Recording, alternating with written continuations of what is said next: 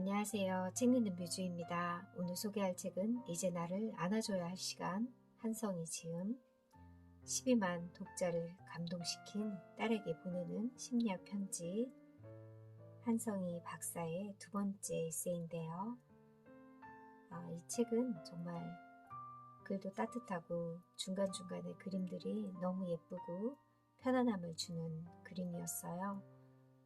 앞에 표지도 너무 예쁘고 내용도 예쁜 내용이 많아서 참 저에게 편지를 해주는 그런 기분이 든다고 할까요? 참 너무나 좋은 책이라는 생각이 들었습니다. 출판사는 위즈덤 하우스. 내가 나를 사랑하는 데서 진정한 성장이 시작된다. 혼란 속에 있을 때는 그 터널이 끝없이 계속 이어질 것만 같은 두려움을 느꼈지만 고군분투하다 보니 어느덧 긴 어둠을 통과해 있었다. 많은 사람들이 남들 눈에 반짝이는 별이 되려고 애쓰면서 정작 내 안에 무엇이 자라고 있는지는 놓치고 살아간다. 이제 지금껏 앞만 보고 달리느라 미처 챙기지 못했던 나에게 그동안 참 고생이 많았어. 이만하면 정말 잘해온 거야 라고 말해주자. 비로소 나라는 존재의 소중함을 깨닫고 더 나은 사람으로 성장하고 싶은 희망을 품게 된다. 2018년 7월 한성이 차례 1장 나는 지금 어디에 와 있나 2장 의미 있는 성장은 언제나 흔들릴 때 찾아온다. 3장 오늘도 더 나은 내가 되어가는 중이다.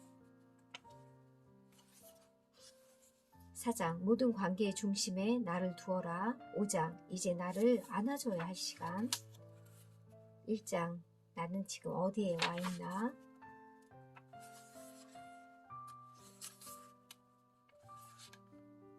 명함이 사라지고 나도 사라졌다. 과정을 생략하고 목표만을 향해 달려가는 사람들은 대개 명함으로 자기 자신을 규정짓는다. 타인에게 자신의 존재를 확인시키는데 명함만큼 편리한 것도 없다.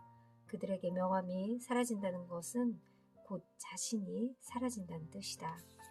삶의 작은 즐거움을 동반시키자.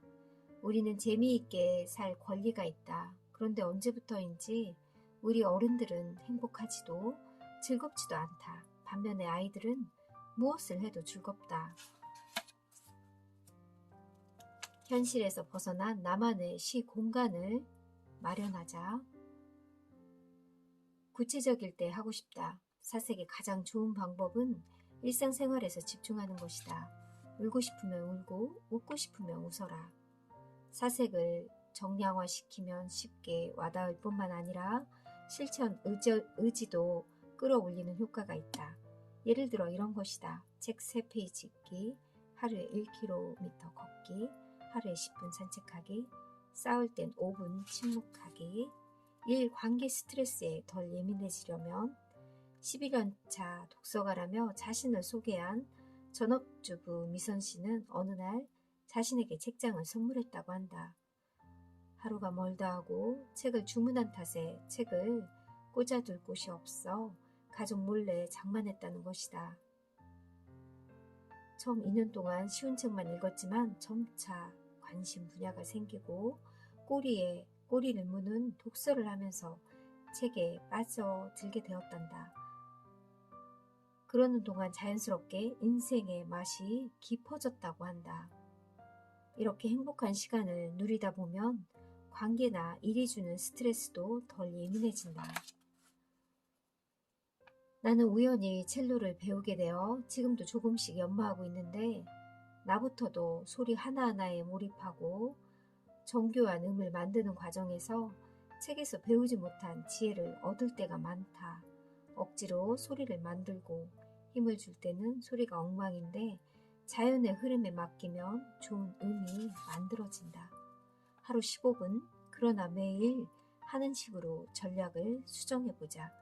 15분이면 첼로 연주 8마디를 숙지할 수 있고 4페이지 정도 독서가 가능하며 선 하나라도 제대로 그릴 수 있는 시간이다. 우리 인생의 취미를 알아차릴 정도의 시간은 된다는 뜻이다. 소유하는 삶에서 존재하는 삶으로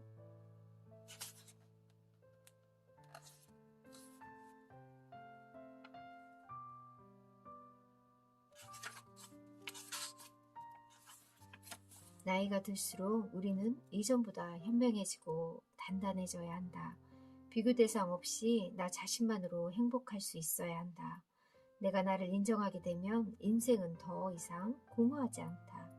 그러니 비교하는 상대적 성장이 아니라 나만의 고유한 가치에 집중하는 절대적인 성장으로 선회해야 한다.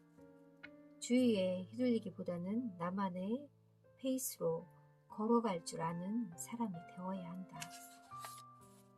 매일매일 조금씩 나아간다는 것, 나의 가치, 나의 숨은 잠재력도 발견하려는 시도, 새로운 것에 흥미를 가지고 도전해보는 일, 주변에 대한 공부를 게을리하지 않는 것, 이렇게 사는 사람은 녹슬지 않는다.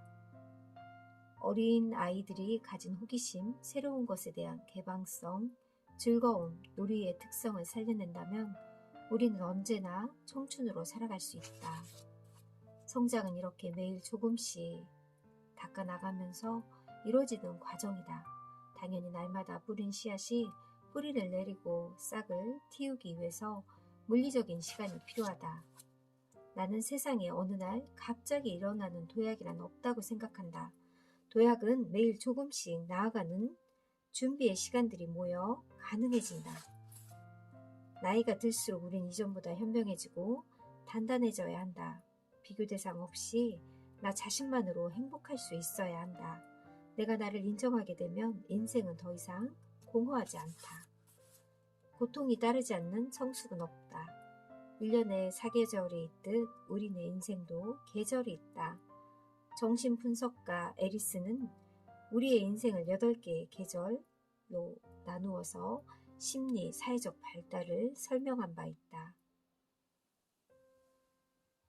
고인물은 썩게 마련이듯 한 지점에 정체된 개인은 성장이 멈춘 사람이다. 성장이 멈춘 사람은 퇴행되거나 이축되어 자신과 세상을 왜곡하기 십상이다. 그래서 불행하다. 성장은 내게 맞는 옷을 찾아가는 것. 우리는 모두 인생 역정의 길을 걷고 또 걸어가는 순례자다. 잠시 멈출 수는 있지만 계속 걸어가야 한다. 물은 고이면 썩고 계속 흘러야 하듯 우리의 삶도 계속 앞으로 나아간다. 성장은 어린아이만 하는 게 아니다.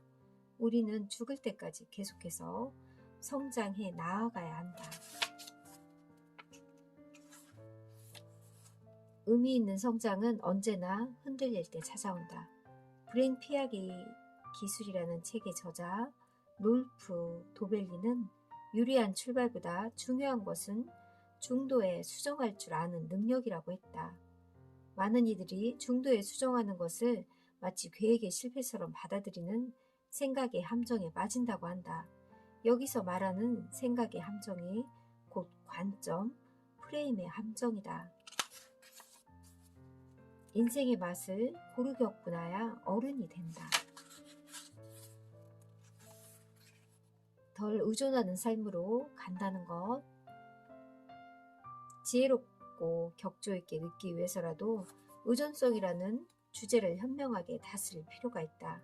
따라서 40대부터는 향후 20년 동안 노후 준비를 하겠다는 심사로 방향을 정해보면 어떨까? 정리하자면 누구나 의존하는 시기를 피할 수는 없으나 가능한 시기를 늦출 수는 있다. 그러려면 건강, 돈, 관계로 삶의 우선순위를 정해놓고 3, 40대부터 이 셋을 갖기 위한 계획과 노력을 해나가야 한다. 이것들이 확보된 상태에서 나이듦에 대해 논해야 의미가 있고 낭만도 있는 것이다. 건강과 돈은 미리 준비해 놓지 않으면 하루아침에 얻을 수 없다. 이것을 구비하는 삶이 대단한 성공을 거두는 일보다 훨씬 중요하다.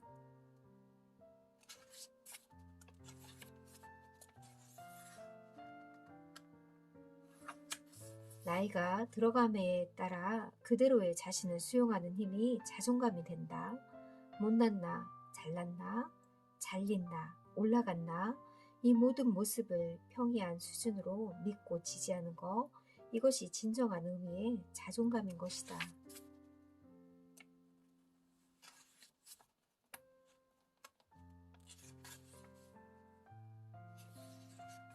일주일에 하루, 이기적일 권리. 정신 분석학의 관점에서 보면 또 다른 워커홀릭의 유형은 착한 사람 콤플렉스를 동반한다. 생소하게 들리겠지만 정신과 의사로서 짚고 넘어가고 싶은 유형이다. 관계 의존형 워커홀릭이라고 부르고 싶다. 무엇이든 양보하고 힘든 일은 본인이 도맡아 한다. 이 유형의 워커홀릭은 고통스럽지만 많은 이들의 칭송과 사랑을 받을 수 있는 방법이기에 타 유형과 구분될 필요가 있다.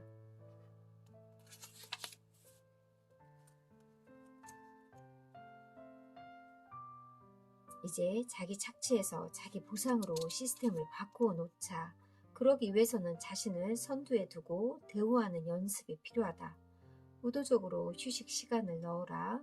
책을 읽든 선배에게 일침을 듣든 환기시키는 연습을 수시로 해야만 일하는 중간중간 쉼을 놓을 수 있다. 하루 10분의 여유, 나를 지키는 시간을 갖자.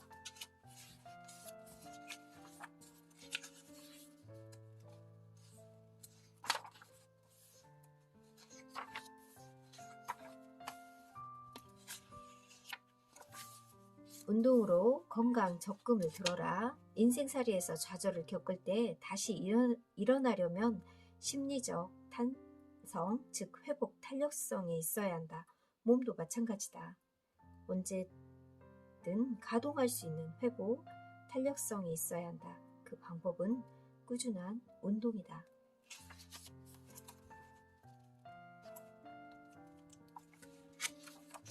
가벼워야 멀리 간다.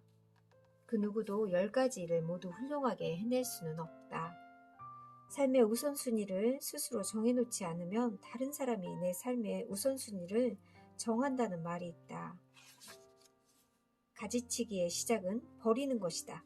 일본 최고의 정리 컨설턴트 곤도마리에는 얼마 동안 손이 가지 않는 물건은 이미 내게 필요 없다는 뜻이므로 버리라고 말한다.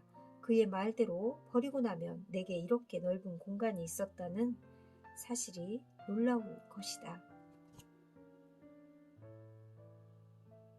누구나 빡빡한 일정표, 촘촘한 인간관계가 주는 스트레스와 부담, 갑갑함을 경험해 본 적이 있을 것이다.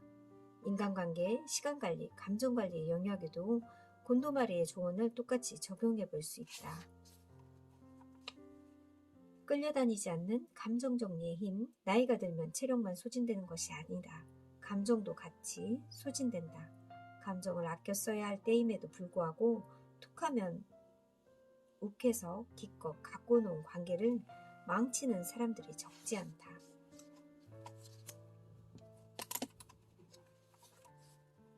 힐링은 마음의 행로를 살피는 일에서 마음을 살피는 훈련도 마찬가지다. 예컨대 감정 조절 훈련이 제대로 되지 않는 사람은 무조건 화를 참거나 터뜨리는 것 외에는 달리 방법을 알지 못한다. 무조건 내 탓이라고 하거나 모두 내 탓이라고 돌리는 극단적으로 표출한다. 우리는 수많은 관계에 피로감을 느끼며 살아간다.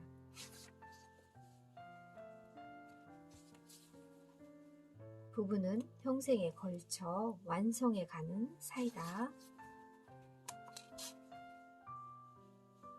사랑이라는 거품, 사랑하는 연인들은 서로 상대에게 대해 잘 알지 못한 채 결혼에 이른다. 사랑의 감정은 상대의 실체를 제대로 볼 수 없도록 눈을 흐리기 때문이다.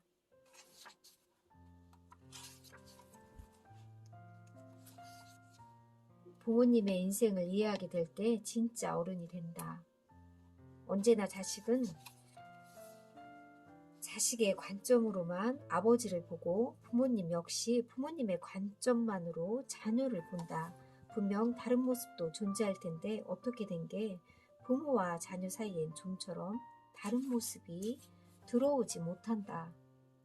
그저 처음부터 아빠였고 아들이었으니 다른 역할은 치우라는 식이다. 단일한 관점으로만 보니 서로를 총체적인 인간으로 파악하는 일이 어려울 수밖에 없다. 자식들이 착각하는 것 중 하나가 자신의 5년 후와 부모님의 5년 후를 동일하게 보는 자세다. 어머니가 살아계실 때 어머니의 인생 스토리에 대해 깊게 관심을 기울이고 들으려고 한 적이 없었다. 지나가 보니 이것이 얼마나 후회스러운 일인지 모른다.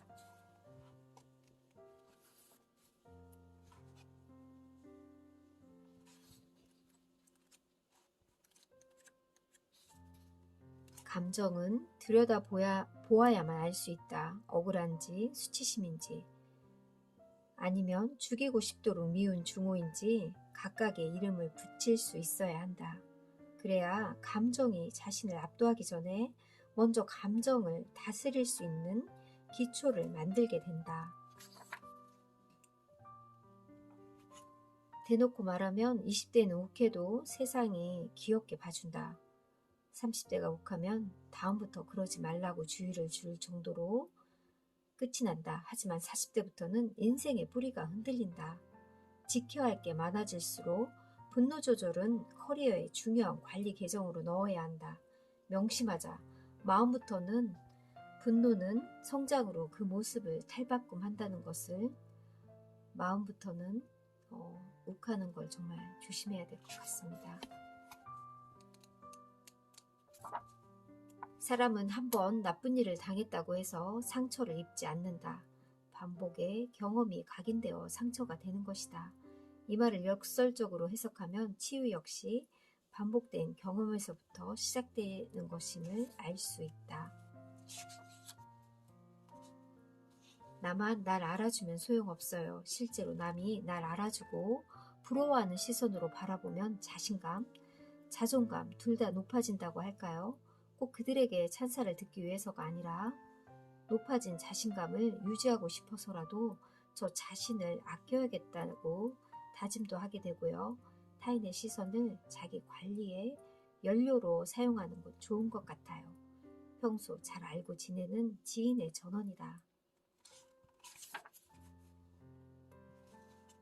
남에게만 가있던 시선을 나에게로 돌려놓는 일, 해야 할 일만 하느라 꽃도 피지 못한 내 소망을 찾아 키우는 일, 세속적인 가치에 밀린 인문학적 소양에 관심을 기우는 일, 지금까지 소홀히 대했던 인생의 기초를 다져나가야 한다.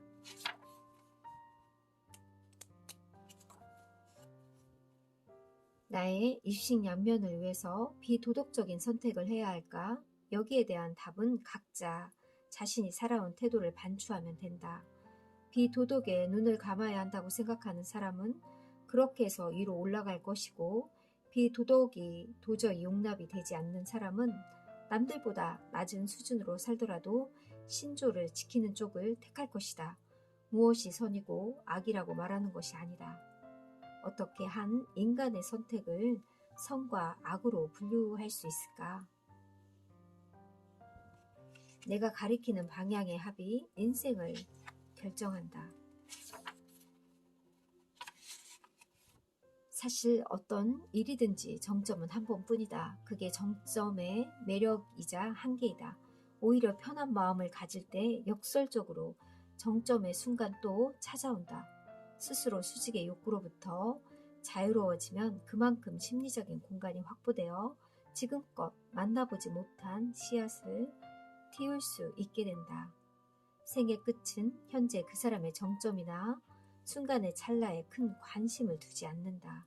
하나의 인격이 무엇을 얼마나 반복적으로 선택해서 가장 두꺼워진 선택이 무엇이었는가에 관심을 둘 뿐이다.